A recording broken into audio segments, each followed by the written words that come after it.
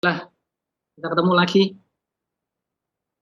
Untuk yang lalu kita juga bicara sejarah. Ini juga bicara sejarah. Jangan ngantuk lo ya. Ini siang-siang. Udah makan? Nah, kalau udah makan, Sudah, Pak. ya kok lemes itu udah Pak. Ya udah, ya kita mulai sejarah perkembangan ilmu kesehatan. Saya akan bicarakan ininya sama dengan yang kemarin ya, apa namanya, batas-batasnya. Oke, ini misalnya, enggak nyala.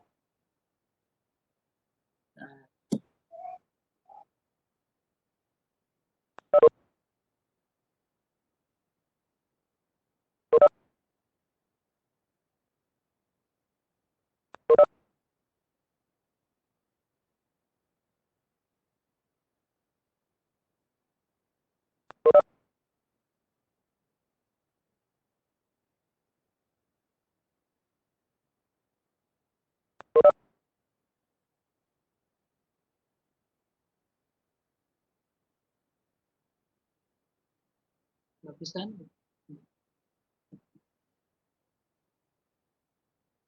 Oke, ini zaman pra Yunani kuno. Kita lihat pada pra Yunani kuno itu yang berkembang adalah mitos, karena memang masyarakatnya primitif, jadi ya yang berkembang memang mitos-mitos itu.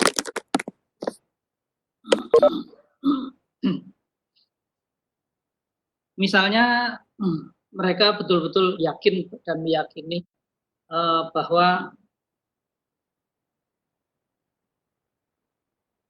roh atau gaib yang menentukan hujan, panas, sakit, dan lain-lain itu pasti, karena ya memang mereka tidak akan bisa menjelaskannya, maka mereka akan menjelaskan dengan yang mereka juga tidak tahu. Jadi tentang roh, tentang kegaiban, dan sebagainya. Sehingga untuk bermacam-macam masalah apapun itu, maka mereka sangat percaya dukun. Dukunlah yang dianggap mereka bisa menyelesaikan masalah-masalah di zaman mitos tersebut. Di mana dukun biasanya mengalami ekstasi itu seperti tidak sadarkan diri, itu ekstasi. Dan saat ekstasi itu dukun akan mendapatkan wangsit apa-apa, sehingga dukun akan menemukan obatnya.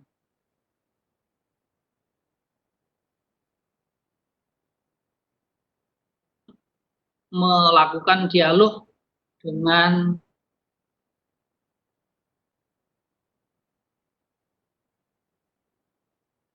tapi kadang-kadang juga dukun itu kalau dialognya tidak bersesuaian, maka menyerang atau diserang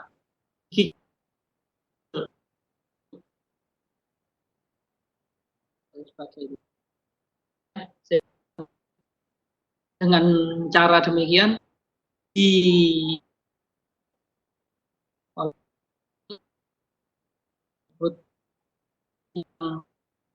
meninggalkan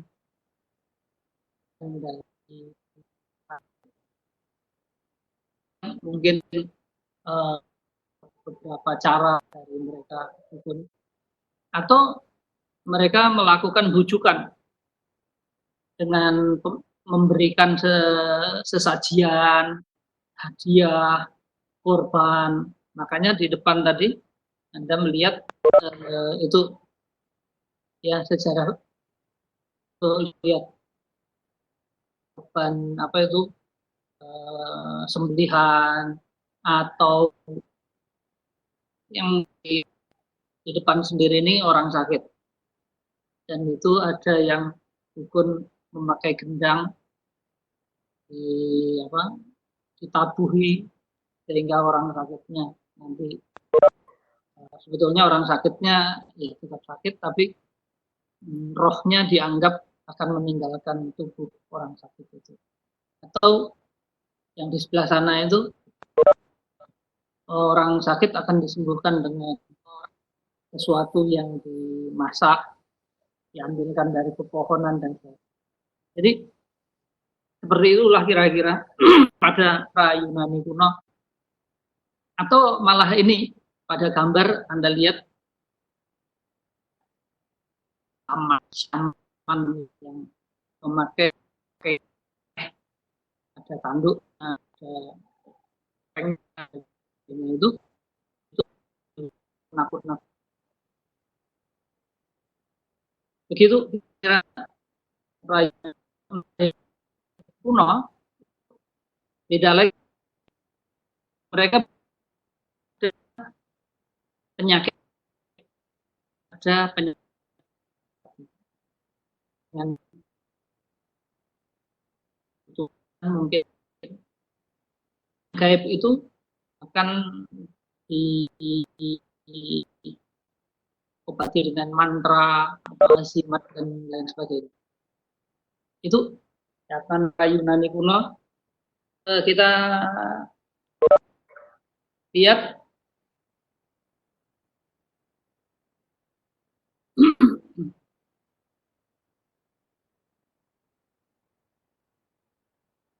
apa ya ini ya, Anda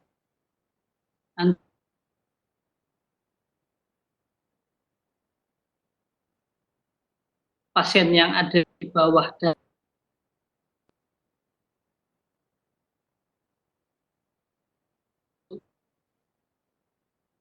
sakit apakah itu?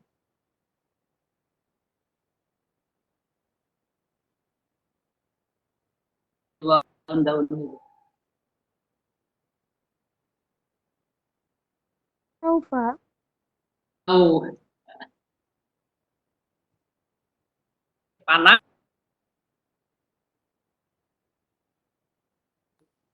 taruh di bawah dedaunan semacam itu. Dipikir ini bahwa daun-daun itu mempunyai khasiat mendinginkan atau adem. Nah, gitu. Kira-kira begitu. Jadi,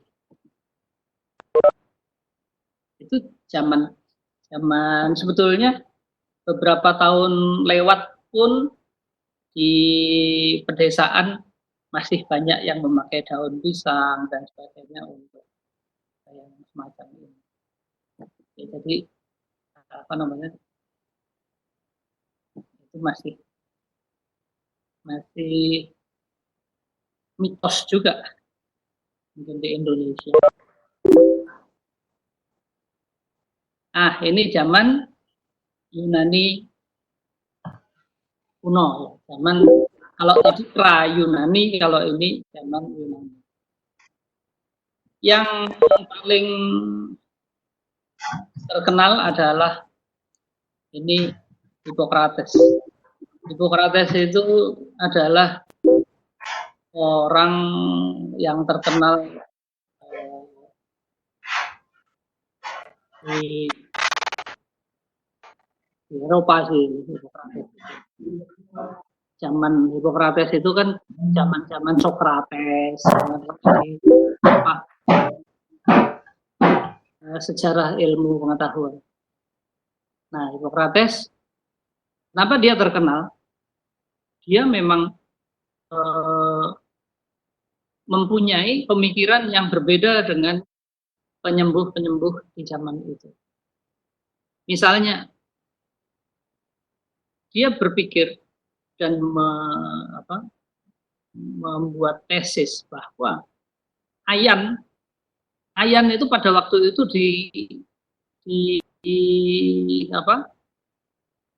dipercayai sebagai penyakit suci yang bisa hanya yang bukan itu hanya dewa-dewa. Jadi itu eh, apa seperti penyakit tapi yang tidak akan bisa disembuhkan kecuali dewa yang bisa menyembuhkan. Jadi kalau mau menyembuhkan ya meminta dewa untuk menyembuhkan. Hippocrates itu berpikir tidak. Mereka Hippocrates berpikir sama. Ayan itu sama dengan penyakit lainnya dan punya sebab yang alamiah sehingga pasti dapat disembuhkan dengan obat fisik. Dia berpikir seperti itu, tapi penyembuh-penyembuh lain atau dukun atau apa dokter zaman itu berpikirnya hanya dewa. Maka dia yang berpikir berbeda dengan yang lain. Nah, disinilah sebetulnya zaman Yunani kuno Hippocrates meninggalkan mitos menjadi logos. Logos bagi Hippocrates adalah kemahiran mengadakan pengamatan secara teliti di mana ini adalah dasar dari semua ilmu, begitu kan? Misalnya juga Hippocrates pada waktu itu berpikir bahwa empiema, nah, yang menyebut empiema pertama kali adalah Hippocrates. Penyakit ini, deskripsinya penyakit ini sampai sekarang dan pengobatannya itu masih dipakai. Jadi konsep pengobatan Hippocrates untuk empiema sama dari dulu sampai sekarang. Jadi ini artinya kalau Anda ingat kemarin kita bicara tentang atom bagi Demokritus, maka Hippocrates juga demikian. Berpikir sangat kritis dan kemudian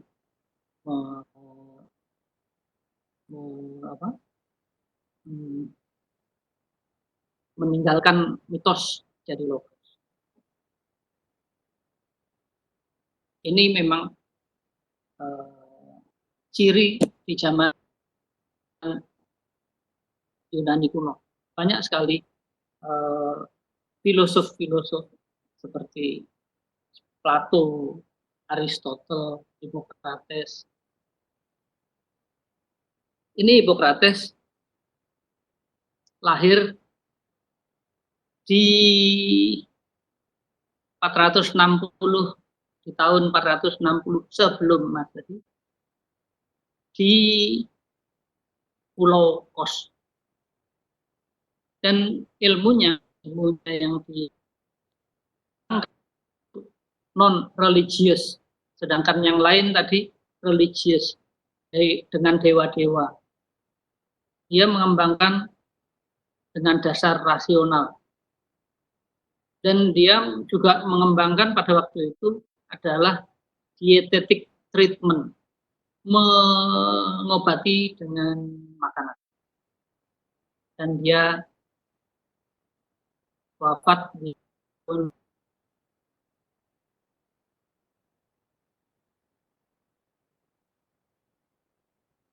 membuat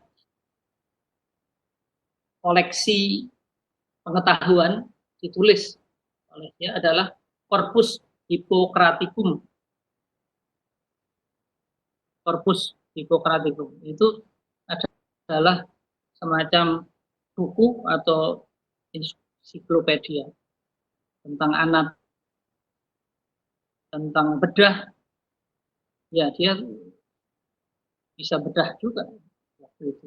Imunologi, bagaimana mendiagnosis, bagaimana buat terapi, bahkan di buku itu ada etik yang terkenal, yakni Hippocratic Oath atau Sumpah Hippocrates.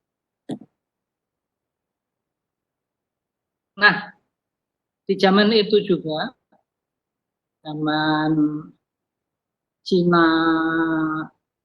kuno, Cina hal yang berbeda basisnya. Dia mengkonsep dengan yin dan yang, di mana yang itu adalah sesuatu yang aktif, yang terang, yang hangat, positif, yang maskulin. Sedangkan yin adalah yang pasif, kegelapan, cold, dingin, lembab, feminin, negatif. Itu dalam konsep Cina kuno itu sebagai yin. Dan itu digambarkan dalam Papua,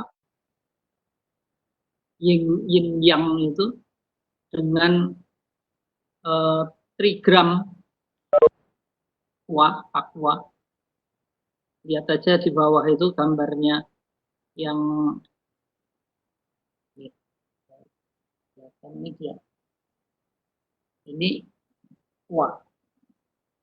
di mana di kegelapan, ini gambarnya ini, di kegelapan ada titik terang. Si hal yang terang ada titik gelapnya. Jadi ini Papua. Dan mengembangkan tanaman obat, ginseng dan sebagainya itu pada zaman Fuxin. Di India lain lagi. Di India Atharva Weda yang dasarnya adalah Ayurveda.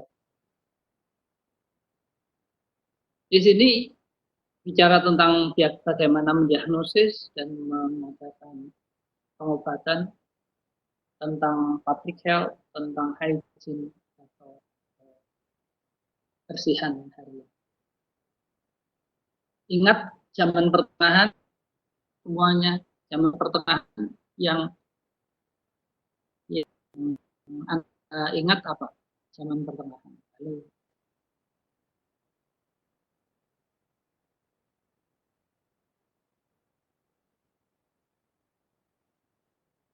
zaman pertengahan, halo semuanya.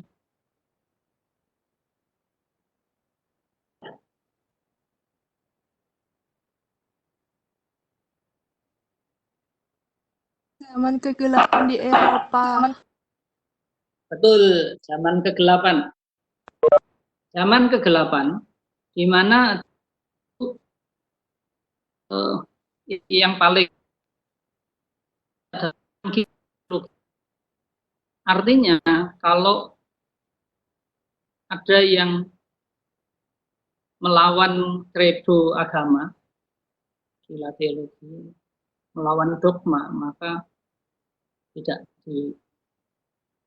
diterima oleh agama, maka dihukum. Nah itu zaman Galen. Jadi Galen ini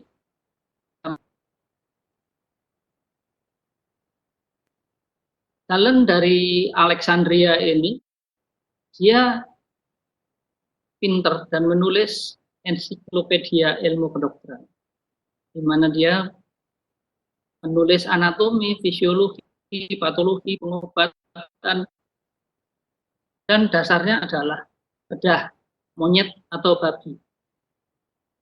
Kenapa dasarnya bedah binatang? Karena membedah manusia pada zaman itu tidak diperbolehkan oleh gereja. Nah, agama dan ilmu pada waktu itu harus bersesuaian. Dasarnya dogma.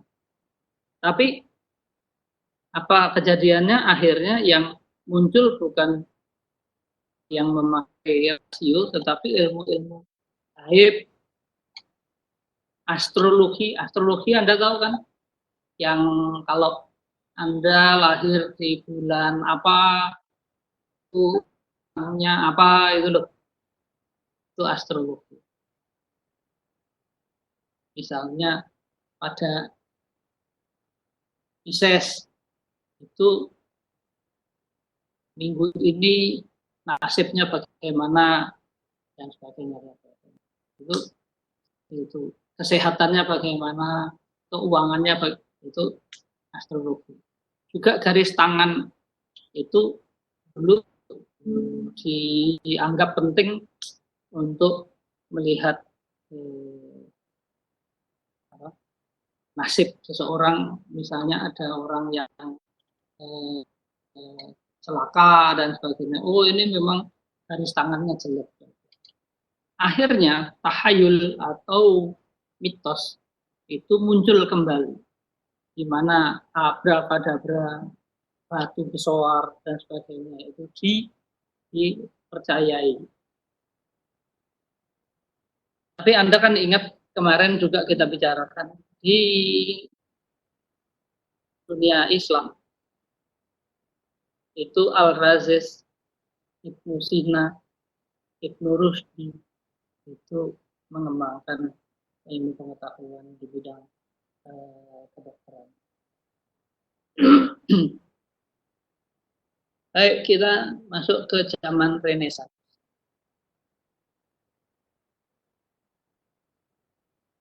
Zaman Renaissance, di mana jagoannya siapa? Renaissance itu. Halo semuanya, saya tanya. Jagoannya siapa? Yang dia juga pelukis, dia juga insinyur, dia juga pokoknya hebat.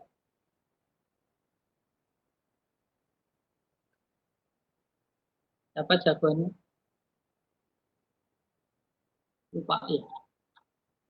Leonardo da Vinci. Pak. Ya, Leonardo da Vinci.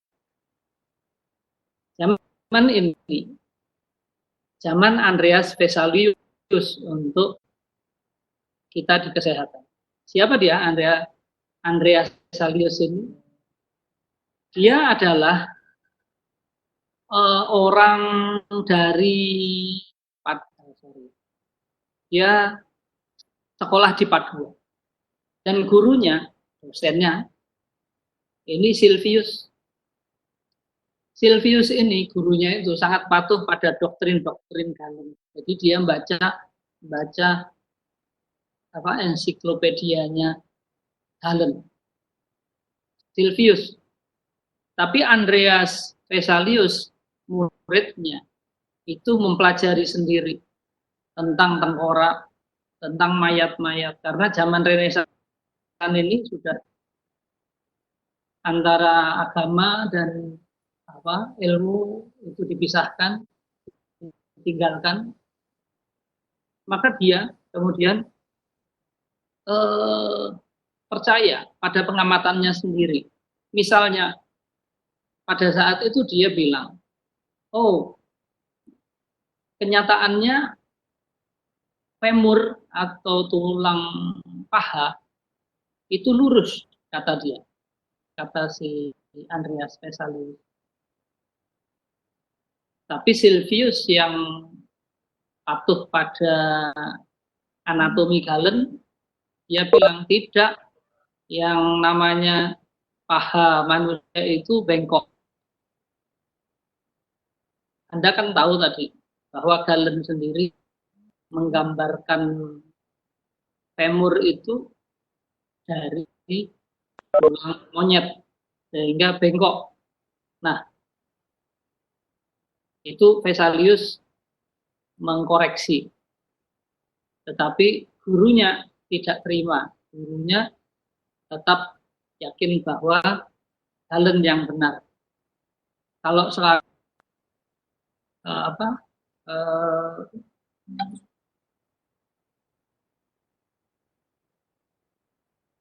paha dari manusia itu lurus, itu karena manusia sekarang itu memakai celana ketat. Itu kata dia, kata si Silvius, untuk menghukum doktrin Galen. Betul-betul Vesalius itu hebat, bahkan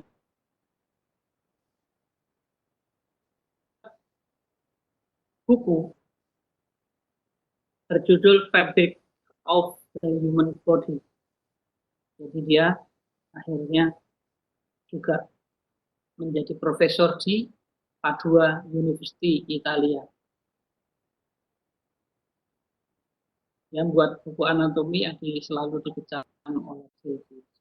Tetapi ternyata William Harvey ini dari Vesalius itu meneliti kembali dengan seksama hasil-hasil Vesalius dan Galen.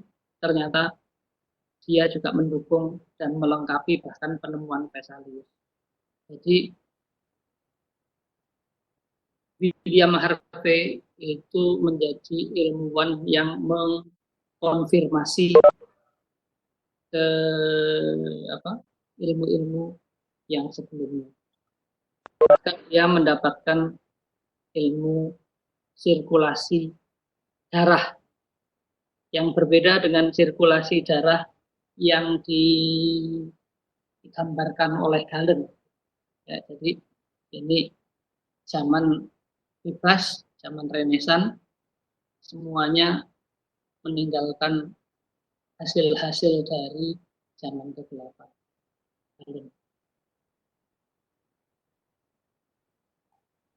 Nah, sekarang kita ganti zaman modern, di mana banyak sebetulnya di zaman modern ini, saudara nanti baca lagi ya tentang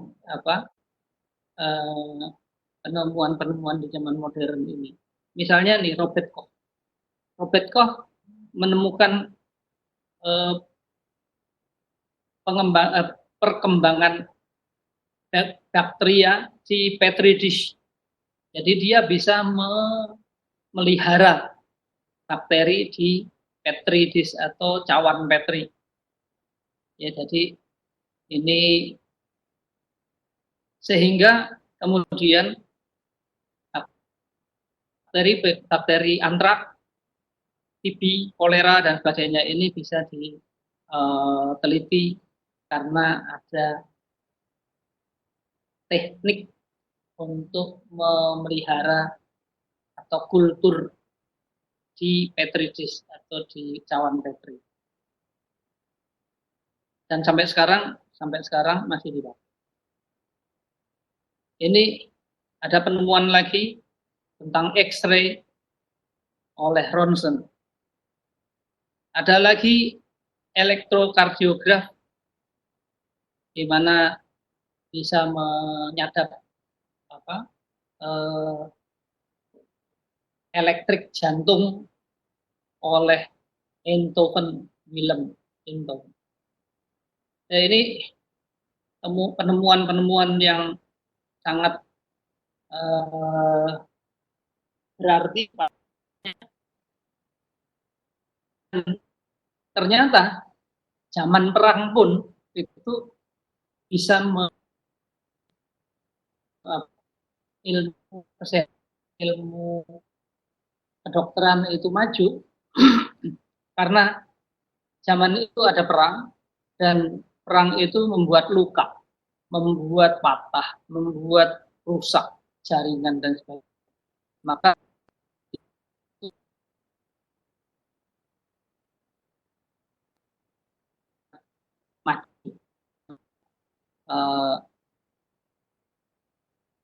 perang itu dan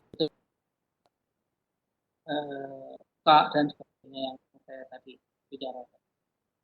Bahkan di perang Krim yang itu ada seorang nurse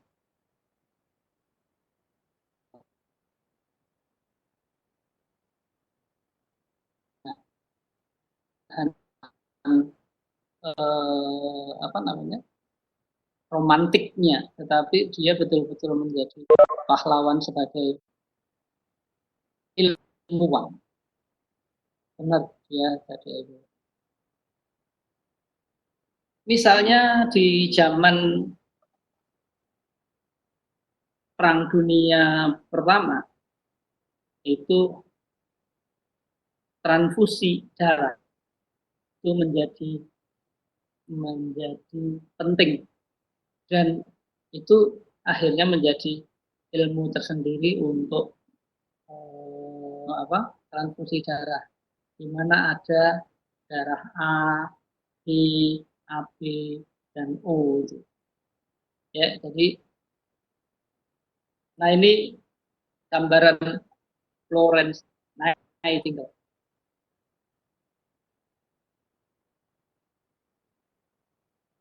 Florence Nightingale itu terkenal,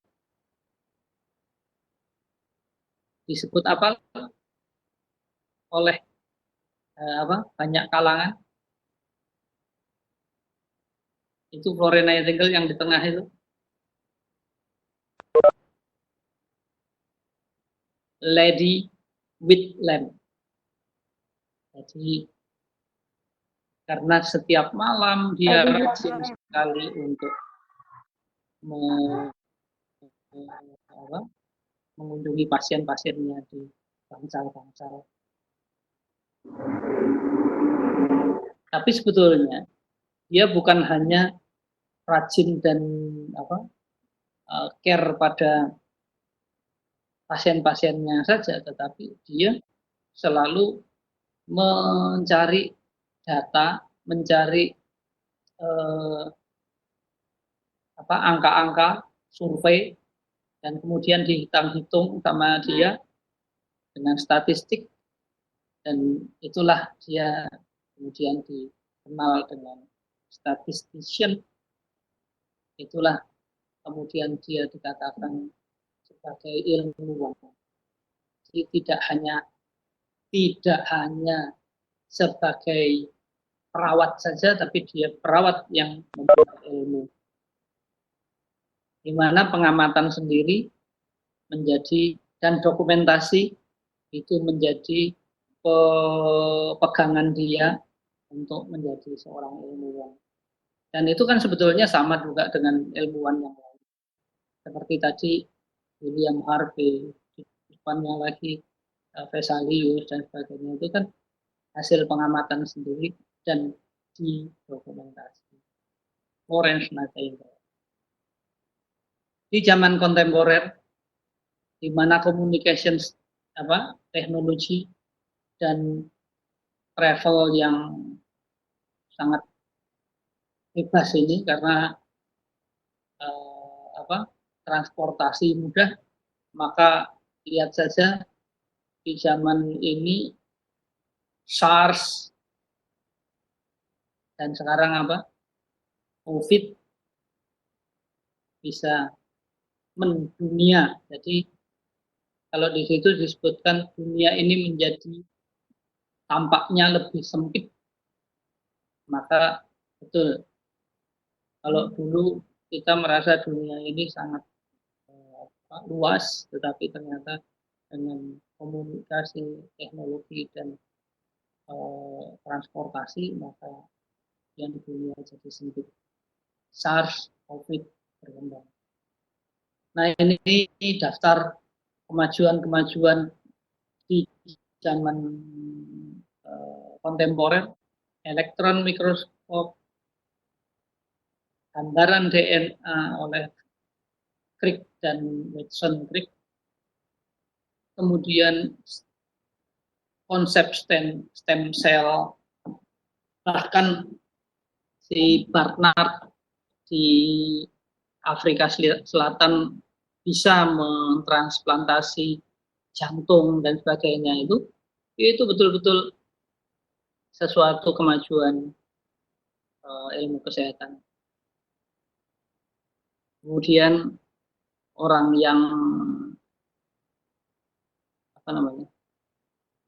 yang tidak mempunyai anak, kemudian di kawin suntik, test tube baby, kemudian endoskopi. Dulu nggak ada orang bisa lihat melihat apa yang ada di dalam perut, apa yang ada di dalam badan. Sekarang dengan endoskopi kita bisa melihat yang ada di dalam badan. Kemudian ada kemajuan human genome, domba Dolly, dan sebagainya yang di tahun 90-an dikembangkan. Bahkan ada sekarang itu dipakai adalah X-ray transmit by satellite. Jadi dulu kalau melihat hasil ronsen itu harus melihat langsung begini, tapi sekarang hasil ronsen bisa dikirim lewat WA. Ya, jadi itu hebatnya sekarang. Oke, kira-kira demikian. Anda nanti HTTP untuk BBC itu lengkap sekali bagaimana perkembangan ilmu kedokteran dan kesehatan. Baik, sampai di sini ada pertanyaan. Saya menunggu 3 pertanyaan dari saudara. Halo.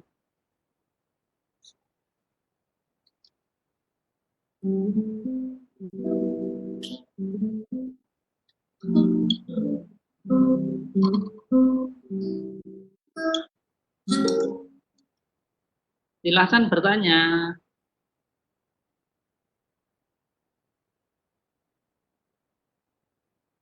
Halo, ada yang apa namanya? Screenshot enggak ya?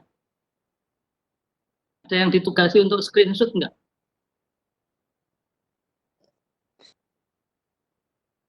Screenshot apa, Pak? Oke.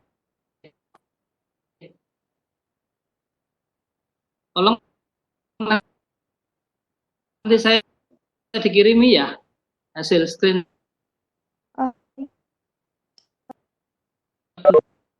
Mbak apa? Bu Ika. Ya, oke. Biar Bu Ika yang kirim. Oke, ada pertanyaan?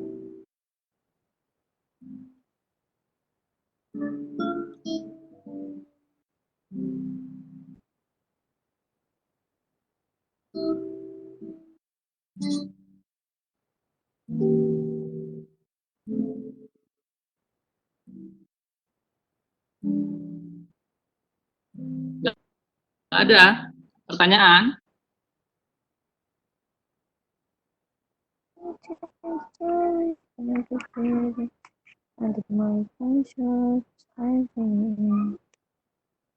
Oke, kalau nggak ada pertanyaan, saya bisa sudahi untuk kuliahnya. Nah, saya tanya pada Anda semua. Untuk UTS bagaimana ya?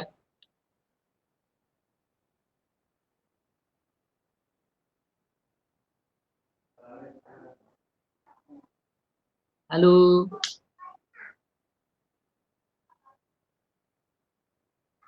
Nggak ada. Online saja atau bagaimana, Pak? Nah, yang paling enak. Atau take home ya. Tugas take home nanti dikirim ke apa namanya? Email saya. Bagaimana? Iya, Pak, tugas take home saja. Iya, Pak, tugas take home saja tidak apa-apa, Pak. Iya, Pak, setuju, Pak, diganti tugas. Oke, kalau memang demikian, saya akan memberi tugas pada saudara. Nanti tolong itu baca-baca dulu yang di HTTP yang saya kirim itu.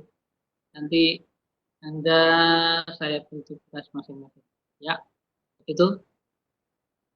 Terima kasih perhatiannya. Mudah-mudahan ada manfaatnya untuk kuliah hari ini. Assalamualaikum warahmatullahi wabarakatuh. Waalaikumsalam warahmatullahi wabarakatuh. Terima kasih, Pak. Ya, Makasih, Pak. Yuk, Terima kasih, Pak. yuk, Mbak. Terima kasih, Pak. Yuk, makasih.